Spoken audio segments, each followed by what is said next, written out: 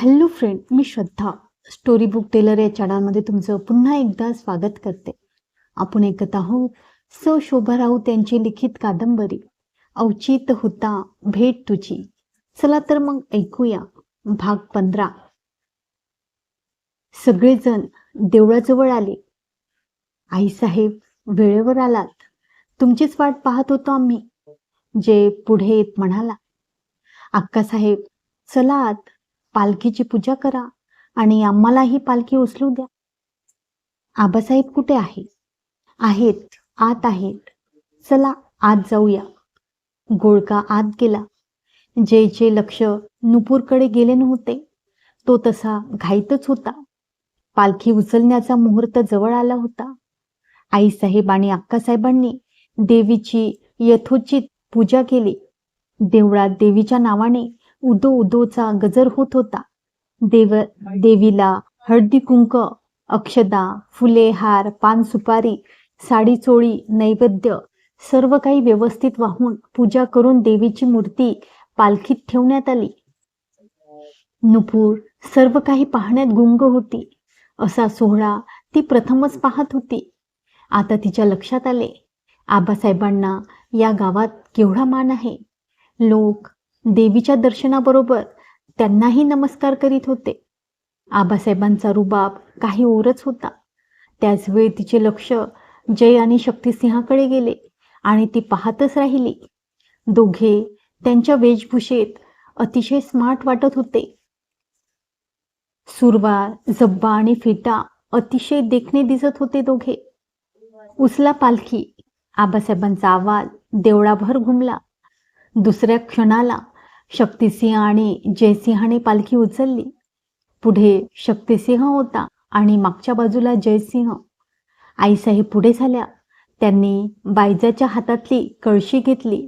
जयसिंहाच्या आणि शक्तिसिंहाच्या पायावर त्यातले पाणी ओतले. दोघांना कुंकवाचा नाम ओढला. आरती ओवाळली. पालखीची पूजा केली. पालखी फुलांनी छान सजवलेली होती. आईसाहेबांच्या नंतर अक्कासाहेब पुढे झाल्या. त्या पूजा करू लागल्या. त्यावेळी आईसाहेबांनी नुपूरला पुढे येण्याची खूण केली. नुपूर पुढे झाली. अक्कासाहेबांनंतर तुम्ही पूजा करा. आधी या दोघांच्या पायावर पाणी घाला. त्यांना नाम ओढा. आरती करा आणि नंतर पालखीची पूजा करा. देवीची पूजा करा. समजले? हो, तुम्ही पूजा करताना मी पाहत होते. अक्कासाहेबांनी पूजा केली. नुपूर पुढे गेली. ती शक्तिसिंहाच्या पायावर पाणी घालत होती आणि शक्तिसिंह विचार करीत होता, ही कोण? पहिल्या 5 जणीत मान मिळाला आहे. त्याचवेळी नुपूरने त्याला नाम ओढण्यासाठी हात पुढे केला. नुपूर त्याचे देखणे रूप पाहत होती, तर शक्तिसिंह तिला या वेशभूषेत पाहून आश्चर्यचकित झाला होता. तिचे हे रूप त्याला खूप आवडले होते आणि ते त्याच्या डोळ्यातून नुपूरलाही समजले होते. ती अक्षदा टाकून त्याला आरती करीत होती. शक्तिसिंहाच्या डोळ्यात कौतुक होते. ओठांवर समाधानाचे हास्य होते. ते बघून आपण हा साज शृंगार केल्याचे सार्थक झाल्याची भावना तिच्या मनाला स्पर्शून जात होती. विशाल त्याच्या कॅमेऱ्याने शूटिंग करीत होता. करण फोटो काढीत होता. नुपूर जयला ओवाळण्यासाठी मागे गेली. नुपूरला त्या वेशात पाहून जय बोलून गेला, नुपूर, हाऊ ब्युटिफुल, काय क्लास दिसतेस. मी मगाशी ओळखलेच नाही तुला. तूही छान दिसतोस या वेशात. तिने जयला ओवाळून पालखीची पूजा केली. देवाला हळदी कुंक लावून नमस्कार केला. ती बाजूला झाली. तिची जागा दुसऱ्या कोणी घेतली. नुपूर बाजूला होऊन सर्व काही डोळ्यात साठवीत होती. असा प्रसंग पुन्हा आपल्या आयुष्यात येणार नाही हे तिला माहिती होते. बरे झाले आपण यात्रेसाठी थांबलो आणि त्याहून बरे झाले आपण काल इथे पोहोचलो, असे तिला वाटले. 5 जणींनी पालखी पूजन केले होते. पालखी देवळाबाहेर पडली. देवीच्या नावाने चांग भल्याचा गजर सुरू झाला. आतापर्यंत देवळाबाहेर तोबा गर्दी जमली होती. पालखीच्या मागे जमाव जाऊ लागला. गावातील बायका रस्त्यावरून हळदी कुंकवाचे सडे घालू लागल्या. त्यावरून पालखी जाऊ लागली. अतिशय निर्मळ मंगलमय वातावरण होते. अधूनमधून पालखीच्या पुढे फटाके वाजू लागले होते. पालखींवर फुलांचा वर्षाव होत होता. बायका देवळातच थांबल्या होत्या. आईसाहेब आता पुढे? नुपूरने विचारले. पालखी फिरून येईल थोड्याच वेळात. पालखीची पुन्हा पूजा करायची आणि देवळात पालखी घ्यायची. म्हणजे इथले आपले काम संपले. एवढा वेळ पालखी ते दोघेच वाहणार? नाही नाही, देवळातून थोडे पुढे गेले की पालखीला खांदा द्यायला इतर मानकरीही येतात. अच्छा, मी बाहेर जाऊ जरा बघू? अवश्य जा. रिचा, चल जरा बाहेर बघूया. दोघी देवळाबाहेर पडल्या. बाहेर गर्दीला उधाण आले होते. उफ, छान वाटते ना? नुपूर, तुला इथले सर्वच आवडले, लक्षात आले आहे माझ्या. तू काहीही म्हण, पण हे वेगळेपण मला आवडले आहे. असे वेगळे यापूर्वी मी फक्त पिक्चरमध्ये पाहिले आहे. आज प्रत्यक्षात पाहते. आता काय करायचे आहे? अगं, पालखी परतू दे, मग काय ते ठरवू. त्यावेळी गणपत सावकार तिच्या पुढे आपल्या साथीदारासह उभा राहिला. नमस्कार. त्याने अदबीने नुपूरला नमस्कार केला. ओ नमस्कार. कधी आलात? आत्ताच येतोय. पालखीचे दर्शन घेतलंय नि इकडंच आलोय. तुम्ही कवाचे आलात? रात्रीच पोचलोय. मला बी घोर पडला होता. तुम्ही वेळेवर पोचता का नाही? त्या देवाला काळजी असतेच. रिचा त्यांच्याकडे आश्चर्याने पाहत होती. शेवटी न राहून तिने नुपूरला विचारले. नुपूर, हे कोण कसे ओळखीचे? हे गणपत सावकार.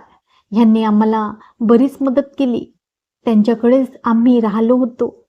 हे येतील थोड्याच वेळात. त्यांना भेटा हं. वाट पाहताय तुमची. वय त्यासनी भेटणार की.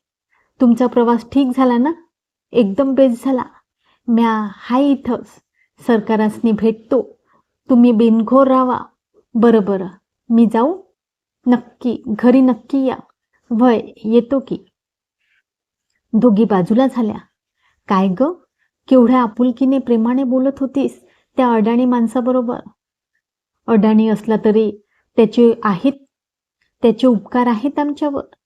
ती रात्र त्याने निवारा नसता दिला तर? आता फेड त्याचे उपकार. दुसरे काही सुचणार नाही तुला. मी कसली फेडणार उपकार? शक्तिसिंहच काय ते बघतील. काय ग, काल मी विचारले होते, तो तुझ्यावर रागवत होता का? तर हो म्हणालीस. पण मी बघते तू काही त्याच्यावर रागवलेली नाहीस. नुपूर फक्त जोरात हसली. हसलीस का? ज्याने जीव वाचवला त्याच्यावर कशी मी रागवणार? असं म्हणजे उपकाराचे ओझे आहे तर ते मला उतरवताही येणार नाही. थँक्स म्हणायची.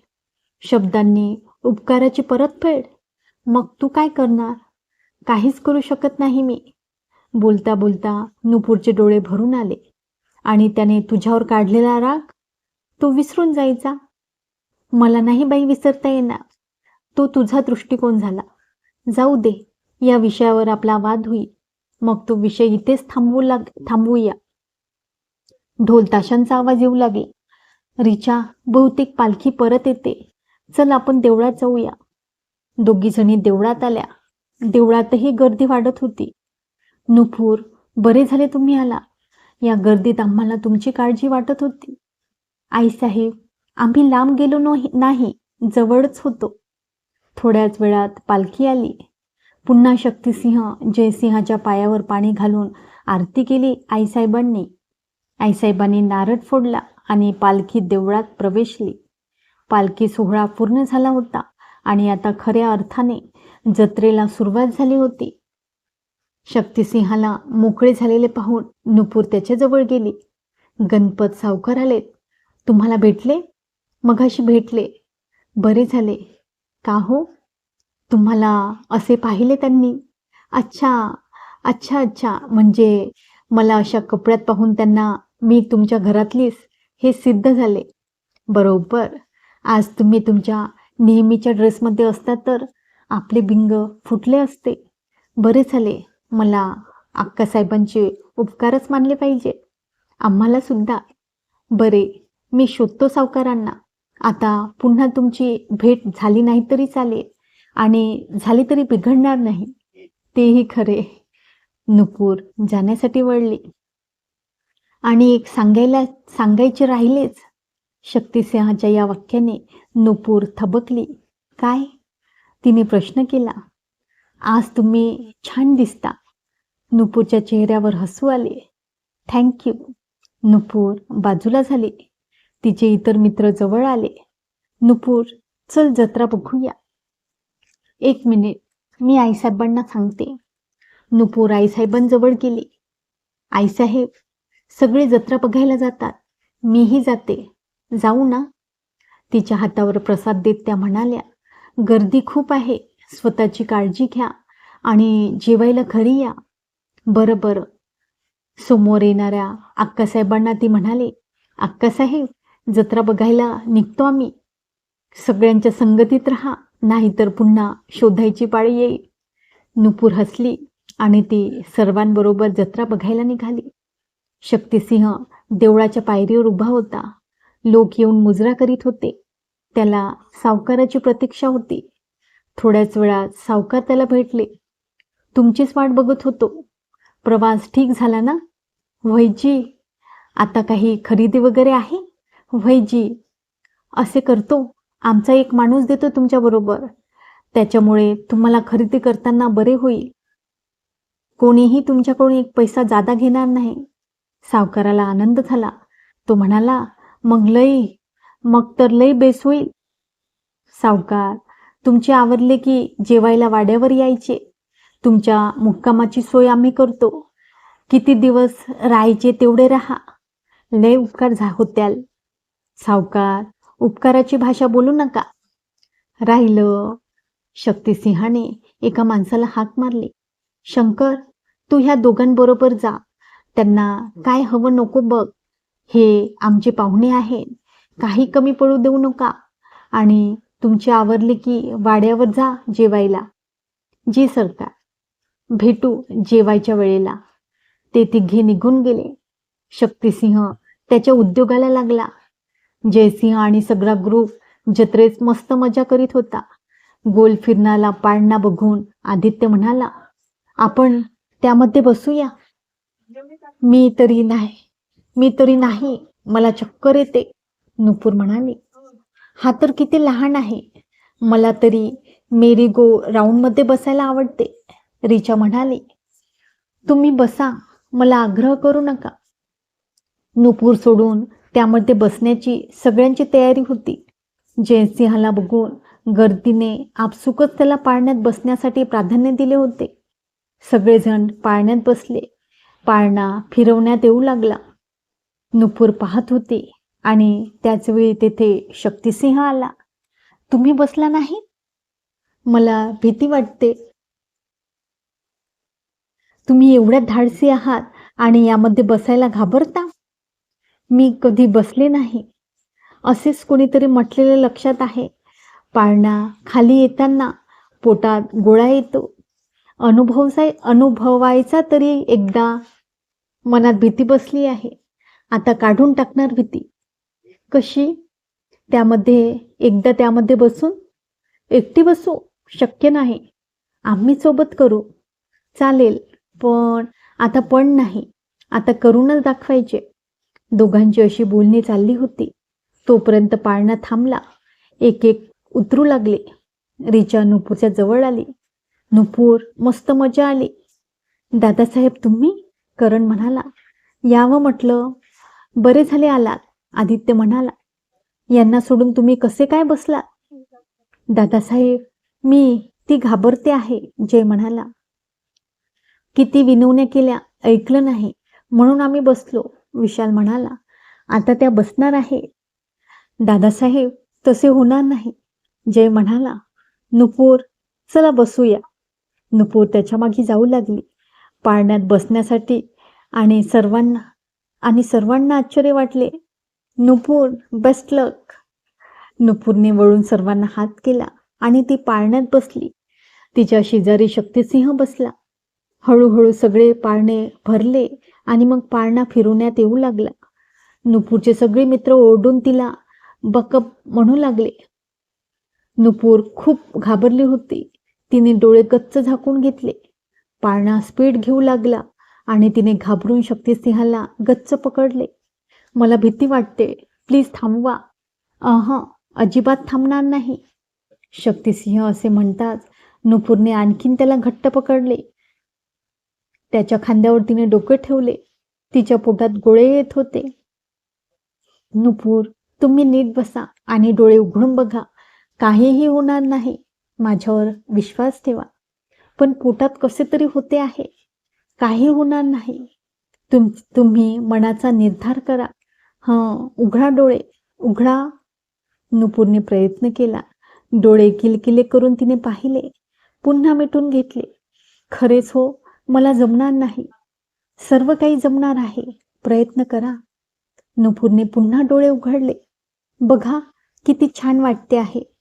तुमचे सगळे मित्र तुम्हाला हात हलवून दाखवित आहेत. इकडे बघा. बरे, जत्रेचा नजारा केवढा छान दिसतोय.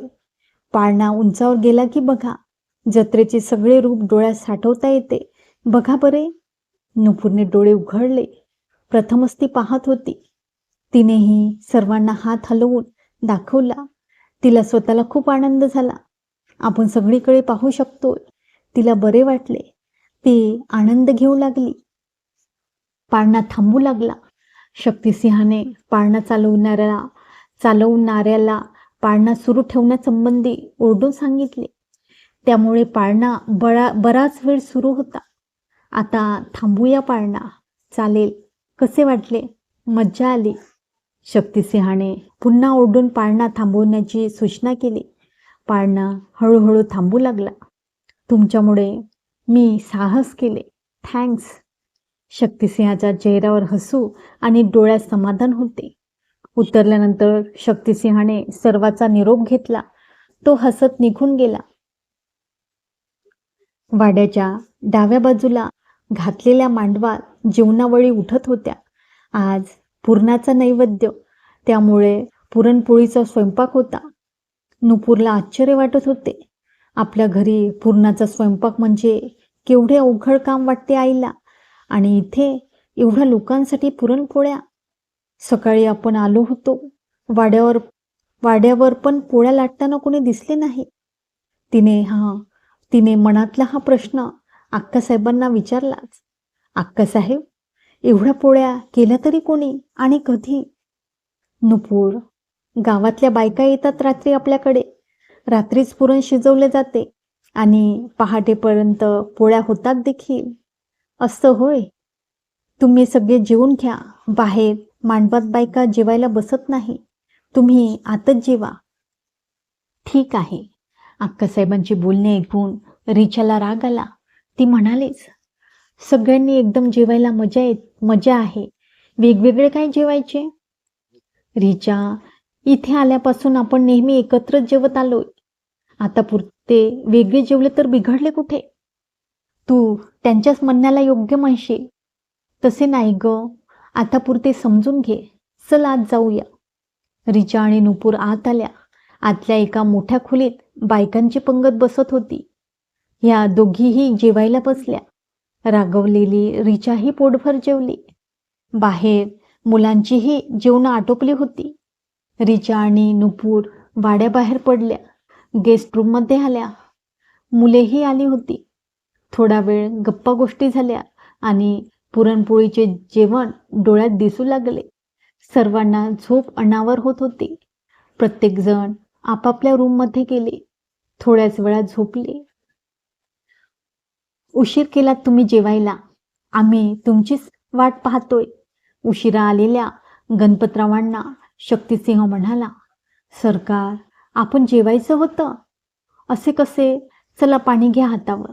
भूक लागली असेल, आधी जेवू, मग गप्पा मारू. तुमचा गाडीवान नाही आला? नाही, तो हाय गाडी संग. त्यालाही आणायचे होते. असं करा, त्याच्यासाठी डबा देतो.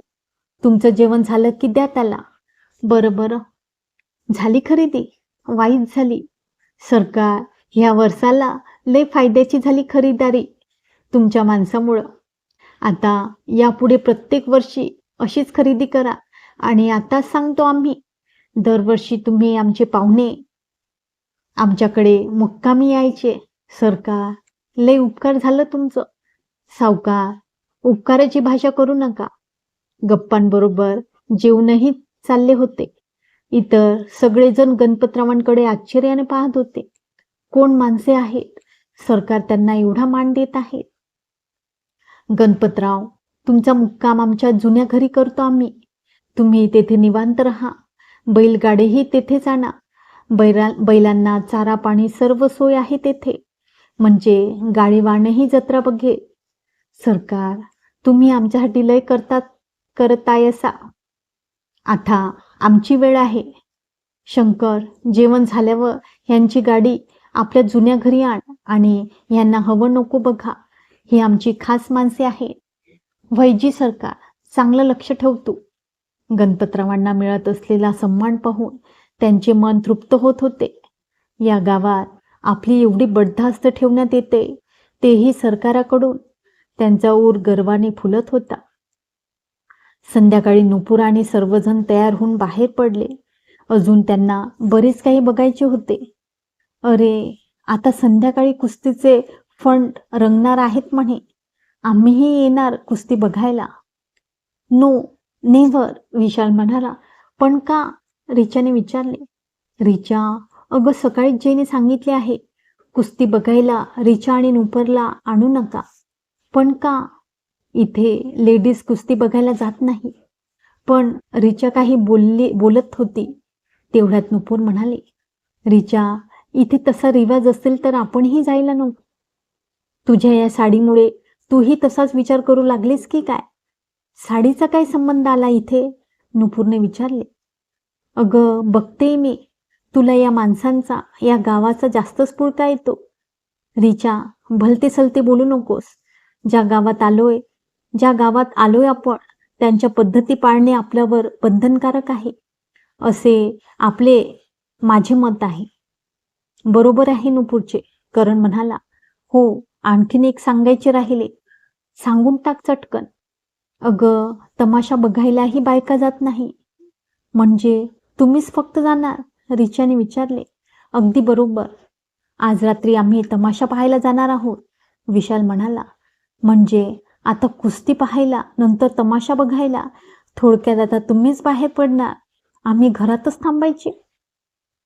तुमचे तुम्ही फिरून येणार तर या, आमचे काही म्हणणे नाही. असू दे, आम्ही बाहेर पडत नाही.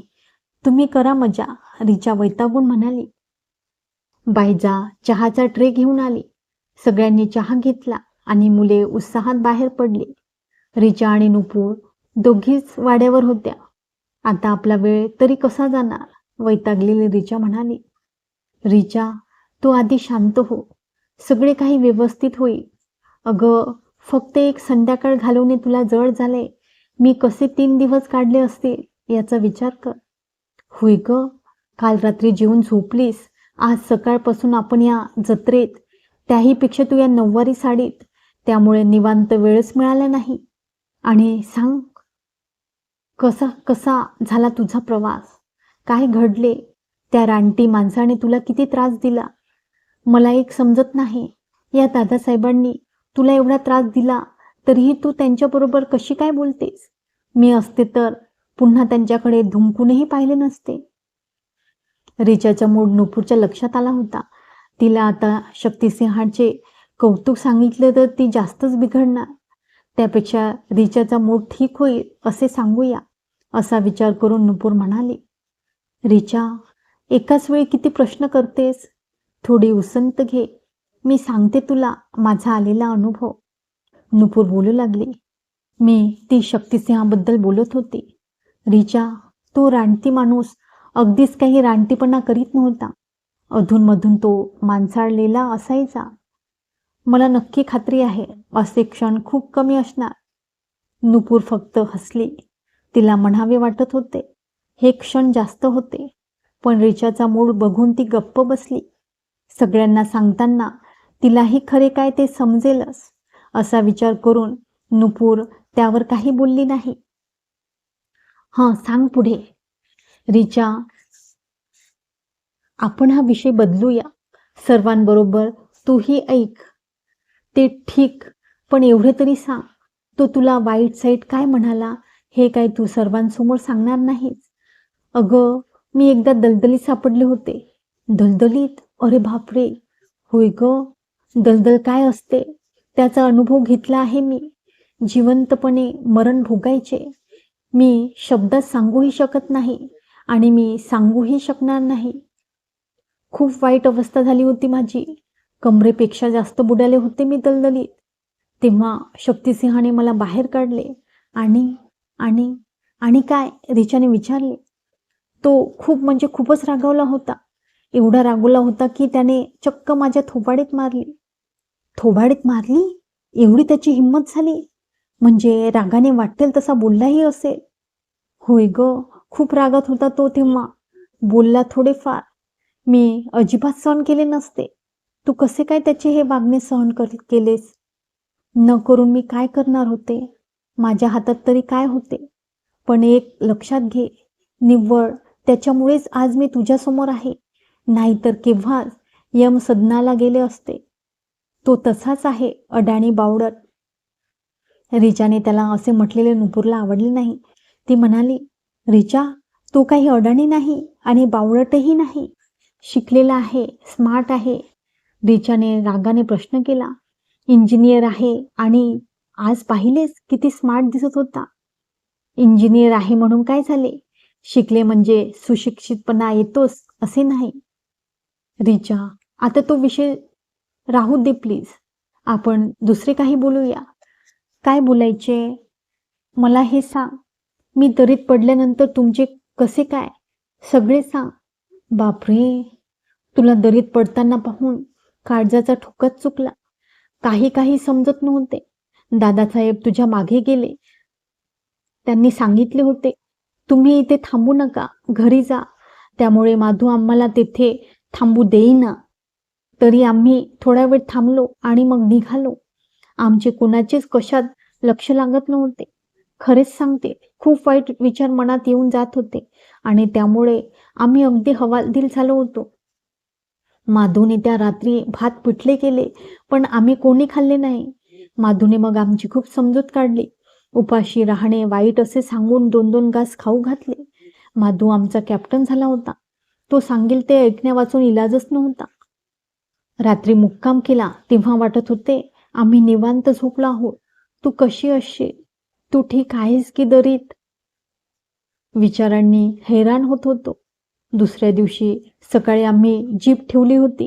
तेथे पोचलो आणि मग गाडीने घरी. वाड्यावर ही बातमी गेली आणि आईसाहेब वगैरे सगळे चिंताक्रांत झाले. कोणाला काही सुचत नव्हते. गावातले लोक तुमच्या शोधासाठी निघणार होते. पण आबासाहेब म्हणाले, शक्तिसिंहावर आमचा विश्वास आहे. नुपूरला व्यवस्थित घरी आणते. तुम्ही दरीत उतरून काय करणार? आतापर्यंत शक्तिसिंह तेथेच थांबला असेल. आणि मग सगळ्यांनी तुमची वाट पाहायचे ठरवले. पण जसजसे तास आणि मग दिवस उलटला तसे खूप भीती वाटू लागली होती. रिचा, माझ्यामुळे तुम्हाला खूप टेन्शनमधून जावे लागले. So sorry. तू ठीक परतलीस आणि आमचे टेन्शन गेले. रिचाचा मूड ठीक झाला होता. हेच नुपूरला पाहिजे होते. चला तर मित्रांनो, आता येथेच थांबूया. भेटूया उद्याच्या भागात. तोपर्यंत नमस्कार.